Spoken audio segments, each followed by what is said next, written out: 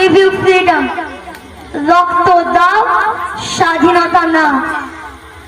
কিন্তু আজ এই কোন ভারতবর্ষকে দেখছি যেখানে চারিপাশে হিংসায় প্রতিবেশ আর মৌলবাদের দানবীয় আস্ফালন? এ কোন ভারতবর্ষ? এ কি বিবেকানন্দের ভারত, বিদ্যাসাগরের ভারত? এই কি বঙ্কিমচন্দ্রের ভারত? এই কি রবীন্দ্রনাথের সাধের ভারতবর্ষ?